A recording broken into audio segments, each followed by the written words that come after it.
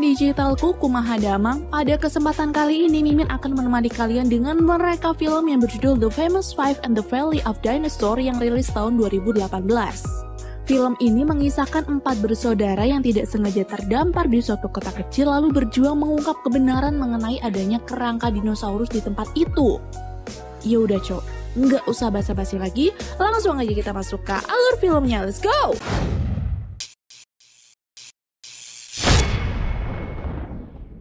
Suatu hari, Marty, seorang laki-laki cupu datang membantu tetangganya memindahkan bunga-bunga yang akan dijual. Lalu, sebagai tanda terima kasih, si penjual pun memberikan sedikit bunganya untuk Marty. Sambil berterima kasih, Marty berkata kalau bunga itu akan ia berikan kepada sang ayah yang sedang berulang tahun. Tanpa si penjual ketahui kalau sebenarnya ayah Marty sudah meninggal sejak 2 tahun yang lalu. Marty pun kini jadi sebatang kara, dan gara-gara kepribadiannya yang agak kurang, dia selalu mendapatkan perlakuan buruk dari orang-orang. Selesai melepas rindu dengan sang ayah, Marty pun pulang. Dia sangat terkejut ketika mengetahui ada orang lain di rumahnya. Orang itu adalah Kurt Weiler dan dia datang ke rumahnya karena ingin menagih uang yang dulu pernah ayah Marty pinjam. Mendengar itu, Marty pun perlahan mengambil selembar uang di sakunya. Tapi Kurt marah karena hutang milik ayah Marty ini cukup banyak.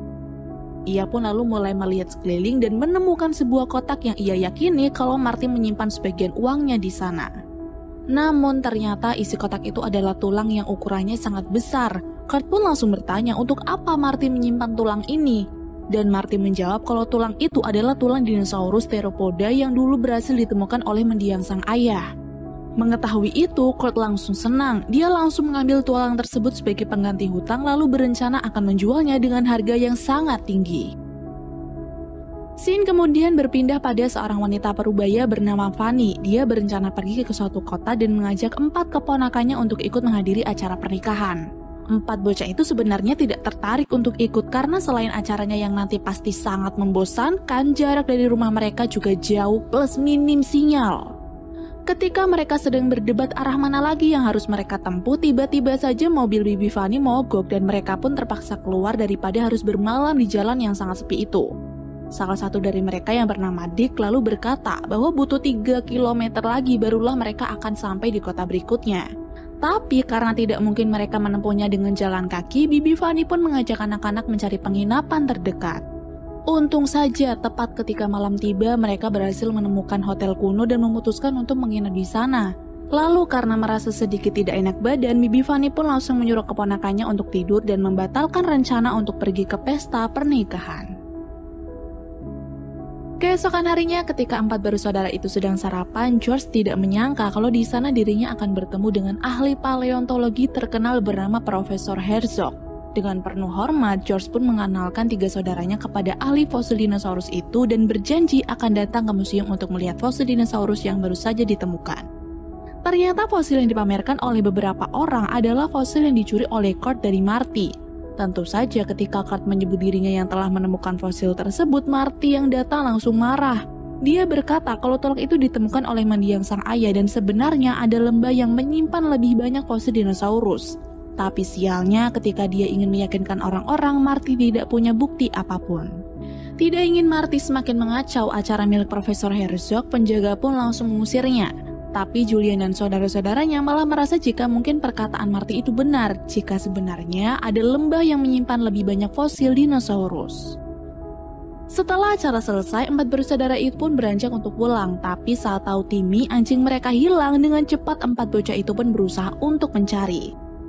Ternyata Timmy kini sedang melindungi Marty yang sedang diancam oleh Kurt. Dan ternyata pula memang benar jika Kurt telah mencuri tulang tersebut dari Marty. Kemudian setelah Kurt pergi karena takut dengan Timmy, George dan kawan-kawan langsung menghampiri Marty dan mulai berkenalan. Mereka yang tahu kalau Marty ini adalah orang yang jujur dan baik kemudian singgah ke rumah Marty yang ada di tengah hutan untuk berteduh. Di dalam sana, George dan kawan-kawan takjub karena melihat isi rumah Marty, dan salah satu yang membuat mereka penasaran adalah foto mendiang ayahnya. Marty yang berpikir jika Anne akan mengambil foto itu langsung bertindak agresif lalu membuat fotonya jatuh dan pecah. Ketika semua orang memperhatikan foto yang jatuh itu, tidak disangka jika ternyata di baliknya terdapat gambar dan angka-angka aneh. Saat dilihat lebih seksama, Dick pun yakin kalau apa yang tadi Marty katakan di museum mengenai lembah yang berisi fosil dinosaurus memang ada, karena angka-angka di kertas itulah titik koordinatnya. Mendengar hal tersebut, Marty terdiam. Dia juga senang karena itu berarti sang ayah bukan orang gila seperti yang dikatakan orang-orang. Sebab fosil itu memang benar-benar ada dan sang ayah sengaja menyembunyikan petanya. Tidak terasa hari pun sudah mulai gelap. George dan kawan-kawan pamit pulang tanpa mereka sadari kalau ada orang misterius yang mengintip dari jendela. Setibanya di hotel, Julian langsung yakin kalau batu yang ada di selembar kertas tadi adalah batu kembar yang pernah ia lihat. Lalu, jika memang kertas itu adalah peta menuju fosil dinosaurus, 4 bersaudara itu pun berniat untuk meyakinkan Marty kalau mereka orang baik dan akan membantu untuk membuktikan peta tersebut. Malam itu, sambil terus memperhatikan peta koordinat, Marty melihat siaran TV yang menyatakan bahwa sekarang banyak orang berlomba-lomba untuk mencari fosil dinosaurus karena harga jualnya yang sangat tinggi. Lalu tidak lama kemudian, orang bertopeng yang tadi sore mengintai dari jendela masuk ke rumah. Marty yang merasa ada sesuatu pun berusaha mencari, tapi dia kena pukul duluan lalu pingsan hingga peta koordinat itu pun berhasil dicuri. Keesokan harinya, ketika George dan kawan-kawan akan kembali ke rumah Marty, mereka kaget karena di sana sudah ada mobil polisi. Di sini, Marty berusaha menjelaskan kalau semalam ada orang bertopeng yang ia yakini orang itu adalah Kurt telah mencuri peta koordinatnya. Tapi Pak Polisi yang tidak percaya pun menganggap kalau Marty sedang ngelindur. Dia lalu menyuruh Marty untuk tidak menuduh orang sembarangan dan kemudian pergi. Karena hanya George dan kawan-kawan yang mempercayai perkataan Marty, mereka pun bergegas menuju tempat tinggal Kurt untuk menyelidiki lebih lanjut. Di tempat yang penuh dengan barang rongsokan itu, George dan kawan-kawan berniat untuk masuk, tapi sialnya Kurt masih ada di depan rumah. Untung saja Marty langsung punya ide. Dia sengaja menelpon Kurt lalu mengiming-imingi sesuatu yang sangat berharga agar Kurt pergi dari sana. Setelah berhasil membuat Kurt pergi, Julian, Dick, dan George masuk ke rumah sedangkan Anne dan Marty menunggu di luar. Sialnya, di sana mereka tidak menemukan apa-apa dan mungkin Kurt telah menyembunyikannya di tempat lain.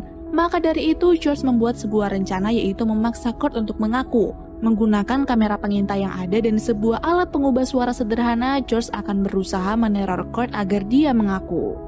Melihat Kurt pulang, Julian langsung buru-buru keluar lewat jendela lalu mengganjal pintu menggunakan tongkat. Lalu Dick pun mulai beraksi.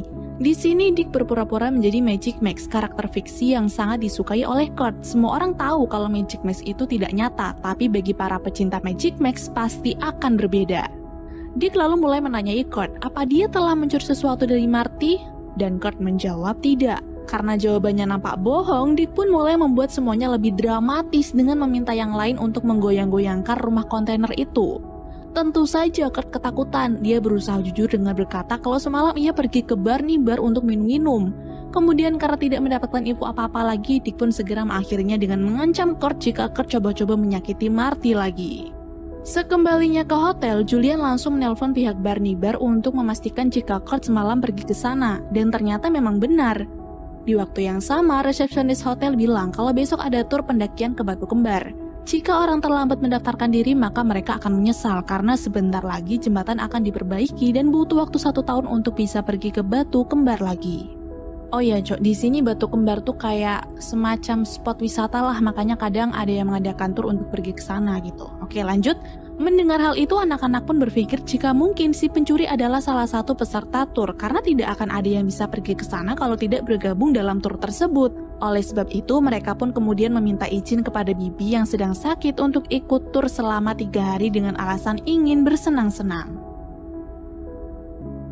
Singkatnya, tibalah hari tur pendakian. Mereka yang akan ikut lalu diberi sedikit pengarahan oleh tour guide bernama Becky, bahwa nanti selain menginap di sebuah kastil tua, mereka tidak akan mendapatkan sinyal, dan hanya bisa menggunakan sinyal radio untuk berkomunikasi dengan orang luar.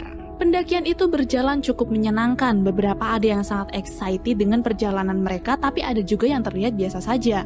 Hal itu pun membuat George dan kawan-kawan bingung sebenarnya siapakah dari mereka yang telah mencuri peta dari Marty. Karena dia yang terlihat baik pun tidak menjamin kalau dia bukan pencurinya.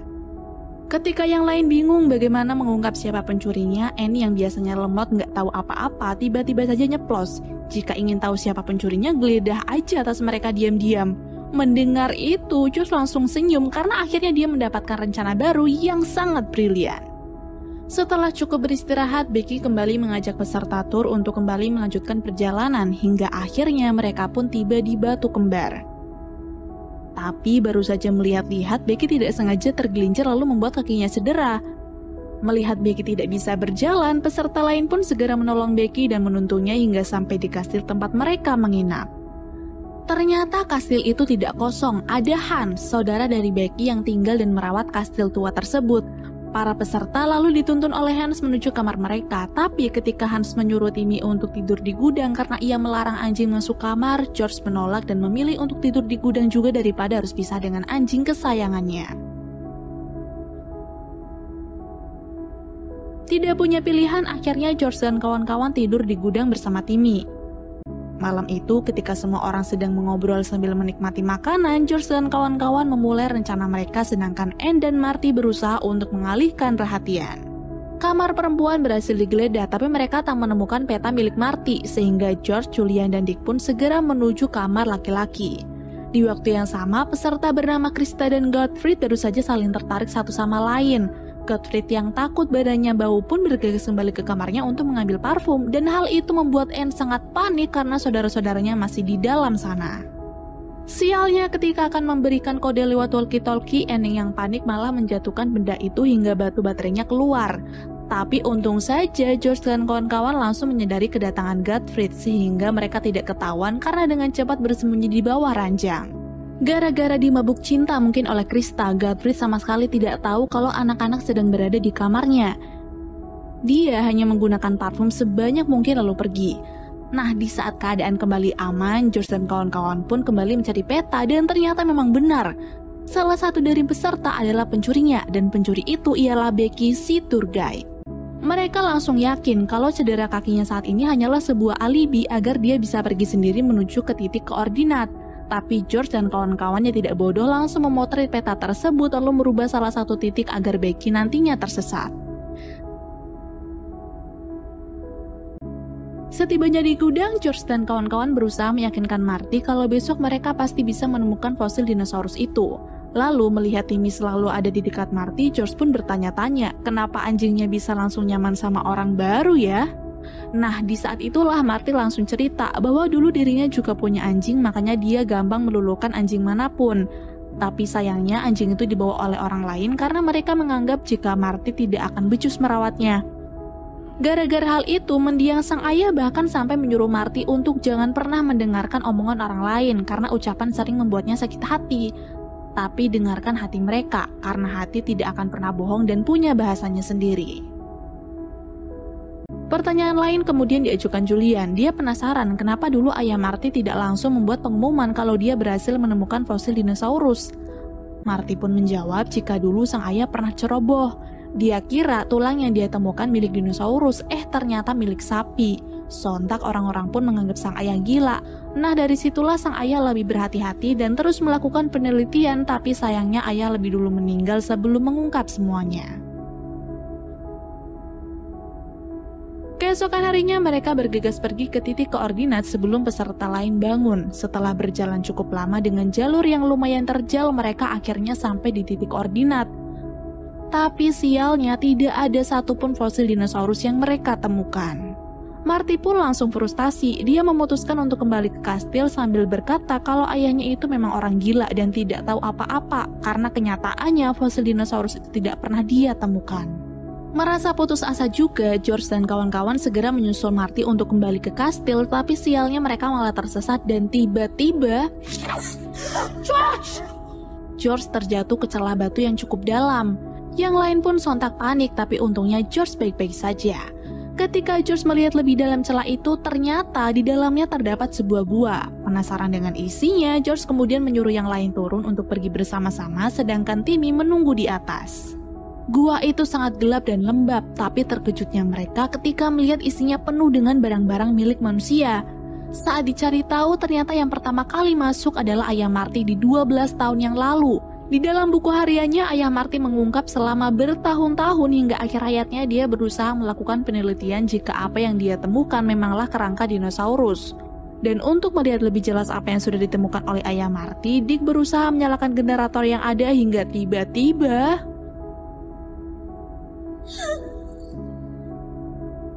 Kerangka Gorgosaurus libratus theropoda terlihat utuh di dinding gua dan mereka yakin jika kerangka itulah yang telah diteliti oleh ayah Marty. Nah, sedikit info nih Cok, kenapa kerangka itu bisa utuh dan menempel di dinding gua? Karena saat makhluk itu mati, seiring berjalannya waktu mereka akan tertutup oleh sedimen halus atau lapisan tanah, atau biar gampangnya lempung lah, tahu lempung kan? Dan karena hal itu berlangsung selama beratus-ratus tahun, lapisan itu pun menumpuk dan menjadi batu, gitu. Sebelum pulang, Dick lebih dulu memotret kerangka itu untuk ia tunjukkan kepada Marty. Tapi sesampainya di kastil, Marty tidak ada dan hal ini sangat mencurigakan. Beberapa saat kemudian, Becky datang dengan tingkah yang aneh. Karena takut Mary celaka, anak-anak pun langsung mengungkap kejahatan Becky yang telah mencuri peta milik Marty. Profesor Herzog yang melihat anak-anak menghakimi Becky pun langsung melerai dan meminta penjelasan. Dengan cepat, Dick memberikan foto fosil kepada profesor dan membuatnya kaget tidak percaya. Di sini semua orang benar-benar tidak ada yang bisa dipercaya. Baru saja George dan kawan-kawan menuduh Becky, mengingat mereka tadi tersesat dan tidak langsung menemukan titik koordinat yang pas, mereka langsung menuduh profesor sebagai pelaku. Dia orang yang telah masuk ke rumah Marty lalu memberikan peta palsu kepada Becky. Mendengar itu profesor kaget dan tidak terima, namun lebih mengagetkannya lagi adalah Barbara, istri muda profesor, tiba-tiba menodongkan pistol ke arah semua orang. Dia marah kepada anak-anak karena telah mempersulit pekerjaannya. Bingung apa maksud perkataan dari Barbara, perempuan itu lalu mengaku kalau dia dan Pedro lah pelaku aslinya. Mereka juga jujur kepada profesor telah diam-diam menjalin hubungan. Tidak lama kemudian, Marty datang dengan keadaan yang baik-baik saja. Di sini, Barbara menyuruh tawanannya untuk bersikap biasa saja atau kalau tidak dirinya akan langsung menembak. Dengan pistol di belakang tubuh mereka, George dan kawan-kawan berkata ingin menginap semalam lagi lalu menyuruh Marty untuk pulang lebih awal. Awalnya Marty menolak dan tetap ingin pulang bersama-sama. Tapi karena terdesak, George dan kawan-kawan pun terpaksa menggunakan kata-kata buruk untuk membuat Marty sakit hati lalu pergi meninggalkan mereka. Setelah Marty pergi, Barbara dan Pedro membawa anak-anak, profesor dan Becky ke menara untuk mengurung mereka, sedangkan dua penjahat itu sendiri akan pergi ke lokasi kerangka dinosaurus berada.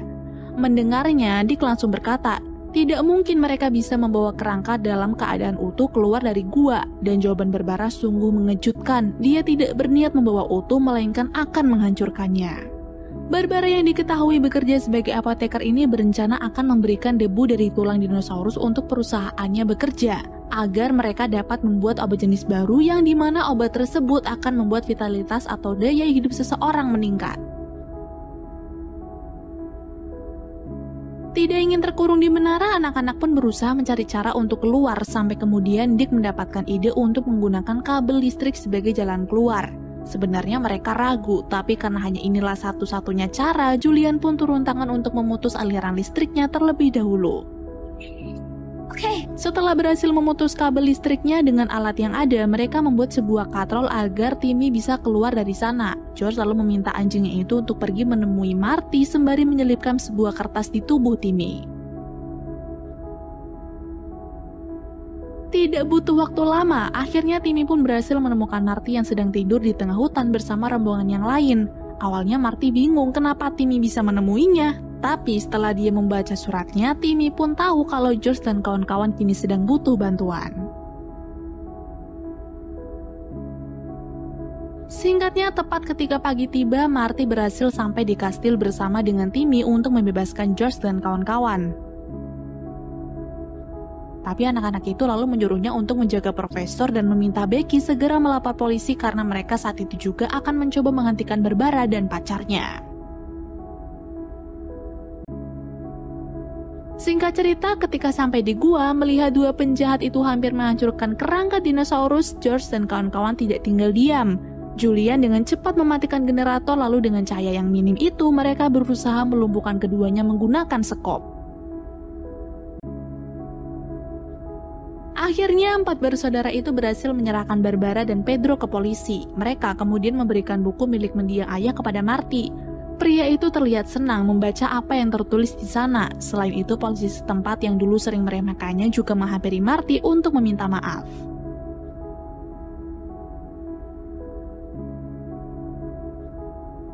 Beberapa hari setelah kejadian itu, para ahli berusaha membawa kerangka tersebut ke museum untuk dipamerkan. Orang-orang sangat terpukau melihat fosil itu, apalagi ketika mereka mengetahui kalau ayah Marty lah yang telah menemukannya. Di akhir film, George dan kawan-kawan pamit untuk pulang sambil memberikan satu anak anjing kepada Marty. Dan film pun selesai.